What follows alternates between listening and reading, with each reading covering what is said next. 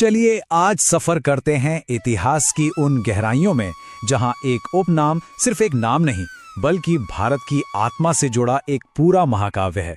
जी हाँ, ये कहानी है यादव उपनाम की, जो भगवान श्री कृष्ण से शुरू होती है और आज के आधुनिक भारत तक चली आती है। तो सबसे पहला सवाल मन में यही आता है, ये जो नाम है यादव, क्या ये बस एक सरनेम है या फिर ये हजारों सालों की एक जीती जागती विरासत है, एक ऐसी धरोहर जो पीढ़ी दर पीढ़ी हम तक पहुंची है? तो चलिए मेरे साथ चलिए हजारों साल पीछे। हम उस वंश की कहानी को परत दर परत खोलेंगे जिसका सीधा रिश्ता भगवान श्री कृष्ण, महाभारत के युद्ध और भारत के सबसे शक्तिशाली राजवंशों से रहा है। यह सिर्फ इतिहास का एक पन्ना नहीं, यह हमारी पहचान की कहानी है। तो कहानी शुरू कहां से होती है? किसी भी चीज को समझने के लिए उसकी जड़ तक जाना जरूरी है ना? तो सबसे पहले ये समझते हैं कि ये यादव शब्द आया कहां से और इसका असली मतलब क्या है। देखिए, इसका मतलब बहुत सीधा और गहरा है। यादव शब्द की जड़ है यदु, जो एक महान और प्रतापी राजा का नाम था। तो यादव का सीधा सा मतलब हुआ राजा यदु के वंशज। हमारे प्राचीन संस्कृत ग्रंथों में इसी कुल को यादव कुल और यदुवंशी भी कहा गया है। हमारे पौराणिक इतिहास में दो सबसे बड़े, सबसे महान राजवंशों की बात होती है, एक सूर्यवंश और दूसरा चंद्रवंश। यादवों का संबंध इसी गौरवशाली चंद्रवंश यानी लूनर डायनेस्टी से है। ये बात उन्हें इतिहास में एक बहुत ही खास जगह देती है। तो ये वंश शुरू कैसे हुआ? कहानी बड़ी दिलचस्प है। चंद्रवंश के एक महान राजा थे ययाति। उनके सबसे बड़े बेटे थे यदु। नियम के हिसाब से सिंहासन तो उन्हीं का था, लेकिन उन्होंने राजपाट का मोह छोड़ दिया और एक अलग रास्ता चुना। और बस इसी फैसले के साथ उन्होंने यदुवंश की नींव रखी। सोचिए, इस महान वंश की शुरुआत ही त्याग से हुई थी। और अब कहानी के उस हिस्से पर आते हैं जिसने यादव वंश को हमेशा हमेशा के लिए अमर कर दिया। ये वो दिव्य रिश्ता है, वो अटूट नाता है जिसने इस कुल को एक शाश्वत पहचान दी। जी हाँ, हम बात कर रहे हैं भगवान श्री कृष्ण और यदुवंश की। देखिए, सारे ग्रंथ, चाहे महाभारत हो या पुराण, एक ही बात कहते हैं। श्री कृष्ण का जीवन देखिए, जन्म मथुरा में, बचपन गोकुल और वृंदावन में। उनका कुल था यदुवंशी और गोत्र था वृष्णी यादव। ये सारी बातें हर प्रमुख ग्रंथ में साफ साफ लिखी हैं। और इन सबसे बड़ा सबूत वो तो खुद श्री कृष्ण के शब्दों में है, जब वो अपनी पहचान बताते हैं, मैं यदुवंशी हूं। महाभारत से लेकर हरिवंश पुराण तक सभी एक सुर में ये मानते हैं कि श्री कृष्ण यादव कुल के सबसे महान पुरुष थे। अब इससे बड़ा प्रमाण और क्या हो सकता है? अच्छा, एक बहुत बड़ी गलतफहमी है जिससे दूर करना जरूरी है। कई लोग सोचते हैं कि यादव मतलब ग्वाला या गोपाल, बस एक साधारण सा पेशा। लेकिन ये ऐतिहासिक रूप से सही नहीं है। जरा सोचिए, उस जमाने में गाय सिर्फ एक जानवर नहीं थी, वो धन थी, शक्ति थी, धर्म का प्रतीक थी। जिसके पास सबसे ज्यादा गाय होती थीं, वही सबसे अमीर और शक्तिशाली होता था।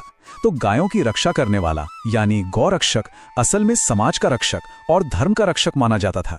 ये एक श्रेष्ठ क्षत्रिय का काम था। जब हम महाभारत की बात करते हैं तो अक्सर पांडव और कौरवों का ही नाम आता है, लेकिन सच तो ये है कि ये कहानी यादवों की शक्ति और उनकी रणनीति के बिना बिल्कुल अधूरी है। श्री कृष्ण, बलराम, सात्यकी, ये सब महान यादव योद्धा और रणनीतिकार थे जो कहानी के केंद्र में थे। श्री कृष्ण ने तो हथियार नहीं उठाया, पर उनकी रणनीति ही थी जिसने धर्म को जिताया। और यादव साम्राज्य का सबसे बड़ा प्रतीक वो थी द्वारका नगरी। जरा कल्पना कीजिए, श्री कृष्ण ने समुद्र के बीच में एक ऐसा शहर बसाया था जो उस समय की सबसे एडवांस सिटी थी। समृद्धि, विज्ञान, आर्किटेक्चर, हर चीज में वो सबसे आगे थी। विदेशी इतिहासकार भी मानते हैं कि द्वारका प्राचीन भारत के सबसे विकसित शहरों में से एक थी। लेकिन इतिहास का एक नियम है, जो चीज ऊपर जाती है वो नीचे भी आती है। हर शिखर के बाद एक ढलान होती है। यादव साम्राज्य के साथ भी कुछ ऐसा ही हुआ। अब कहानी एक ऐसे मोड़ पर है जहां साम्राज्य का तो अंत होता है, लेकिन उसके लोगों का पूरे भारत में एक नया विस्तार शुरू होता है। तो आखिर इतना महान साम्राज्य खत्म कैसे हो गया? महाभारत के बाद कुछ चीजें हुई, आपस में ही झगड़े होने लगे, अहंकार आ गया और एक श्राप की कहानी भी है। इन सब वजहों ने मिलकर उस महान साम्राज्य का अंत कर दिया और नतीजा ये हुआ कि वो सोने की द्वारका नगरी समुद्र में समा गई। लेकिन, और ये बात बहुत जरूरी है, इसे ध्यान से सुनिए, सत्ता खत्म हुई थी, साम्राज्य डूबा था, वंश नहीं। यादव कुल खत्म नहीं हुआ, बल्कि यहां से उनका फैलाव शुरू हुआ। वो पूरे भारत में फैल गए और अपनी पहचान को हर हाल में जिंदा रखा। और यही वजह है कि आज आप देखिए, उत्तर प्रदेश, बिहार से लेकर हरियाणा, महाराष्ट्र, गुजरात और यहां तक कि दक्षिण भारत तक यादव समाज हर जगह है। हाँ, समय और जगह के हिसाब से उन्हें अलग अलग नामों से जाना गया, जैसे अहीर, ग्वाला, गोप, कोनार, गवली, लेकिन इन सब की जड़ें एक ही हैं, यदुवंश। अब साम्राज्य तो रहा नहीं, तो जाहिर है एक मुश्किल दौर शुरू हुआ, संघर्ष का एक बहुत लंबा समय। लेकिन यादवों ने हार नहीं मानी। उन्होंने हर चुनौती का सामना किया, अपनी पहचान को बचाकर रखा और फिर से उठ खड़े हुए। ये उनके जज्बे और शानदार वापसी की कहानी है। ये एक ऐसी बात है जो बहुत कम लोगों को पता है। सब सोचते हैं कि द्वारका के बाद यादवों का राज खत्म हो गया, पर ऐसा नहीं है। मध्यकाल में भी महाराष्ट्र में सिवणा यादव वंश जैसे शक्तिशाली राजवंश हुए, जिनकी राजधानी देवगिरी थी।